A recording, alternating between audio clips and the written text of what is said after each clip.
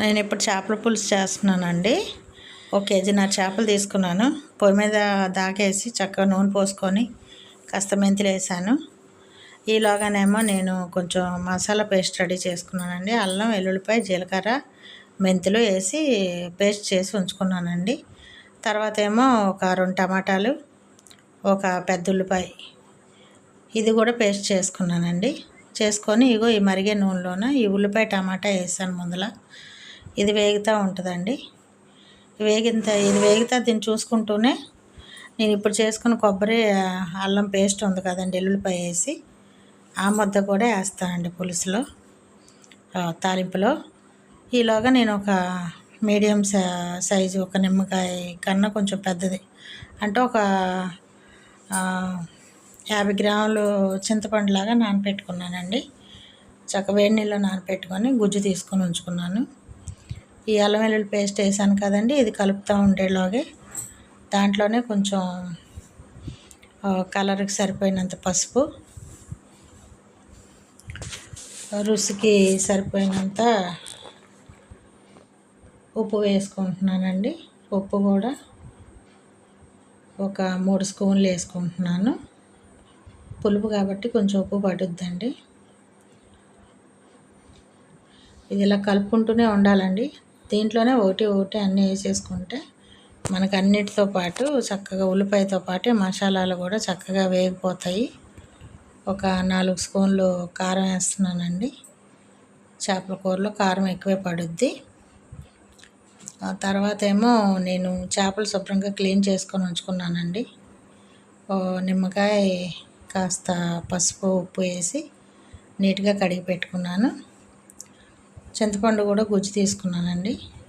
నేను పై మసాలా ప్యాకెట్ కొని వేయనండి. నేను ఇంట్లో రెడీ చేసుకుంటాను. ఒకేసారి చేసుకుంటా. అదే మటన్లోకి కానీ చేపల్లోకి కానీ వేసుకుంటాను. చాలా బాగుంటుంది. చాలా మంచి స్మెల్ కూడా వచ్చుద్ది. అది ఒకసారి వీడియో చేసి పెడతానండి, ఎలా చేసుకోవాలో మీకు. ఆ పొడి చేసుకొని ఉంచుకుంటానండి. దాంట్లో నేను అన్నీ వేసుకుంటాను. చెక్క, లవంగా అన్నీ వేసుకొని చక్కగా వేపి పొడి చేసుకొని ఉంచుకుంటాను. అది ఎలా చేసుకోవాలో మీకు చెప్తా తర్వాత టిప్స్. ఇప్పుడు ఇది చెక్క మసాలా బాగా వేగింది కదండి, అన్నీ వేసుకున్నాం కదా. ఇప్పుడు చింతపండు గుజ్జు పోసుకుంటానండి. చూడండి, ఎక్కడ అడుగు పట్టకుండా అలా కలుపుకుంటూ ఉండాలండి. ఎందుకంటే మనకి ఈ మసాలా వేగేదాన్ని బట్టి మనకి చేపల పులుసు మంచి స్మెల్ వచ్చుద్ది. దీంట్లోనే కాస్త కరివేపాకు వేసుకున్నాను. కలుపుకుంటూ ఉండాలండి. ఇది పక్కన పెట్టామంటే అడుగు పట్టేస్తుంది. అడుగు పడితే పులుసు అసలు బాగోదు. దాన్ని కలుపుకుంటూనే చింతపండు రసం తీసుకొని ఉంచుకున్నాను కదా, ఇప్పుడు అది పోసుకుంటానండి. అది పోసుకొని మనకి ముక్కు ములిగినంత పులుసు పోసుకోవాలండి.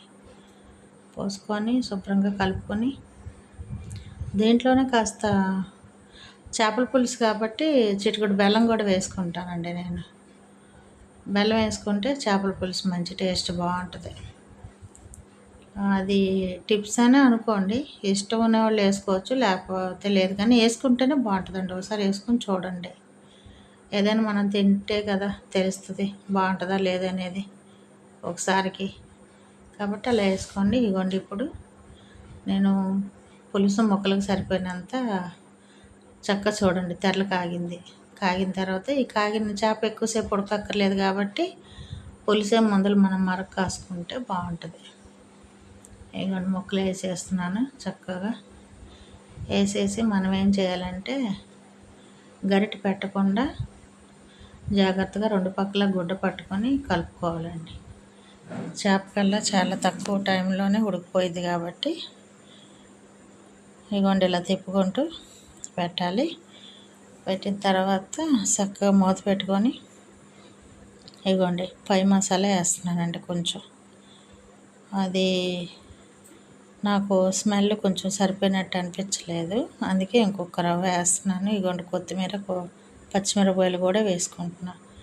నేను తాలింపులో వేయనండి, ఇవి తర్వాత వేసుకుంటాను. మసాలా పొడి కూడా చాలేదని తర్వాత ఇంకొంచెం వేసుకున్నాను. ఏం పర్లేదండి, వేసుకోవచ్చు. ఎందుకంటే మరుగుతుంది కాబట్టి మనం చాలకపోతే కొంచెం వేసుకోవచ్చు. ఇందులో మనకు ఉప్పు కారం చాలకపోయినా ఇలా మరుగుతున్నప్పుడే కాస్త చేతి మీద వేసి ఉప్పు చూసుకొని మనకేమైనా తక్కువ అనిపిస్తే వేసుకోవచ్చండి, ఏం కాదు. అది ఇలా మూత పెట్టుకొని ఓ 10 నిమిషాలు ఉడికించుకుంటే చాలండి. చేపలకి ఎక్కువ టైం ఏం పట్టదు.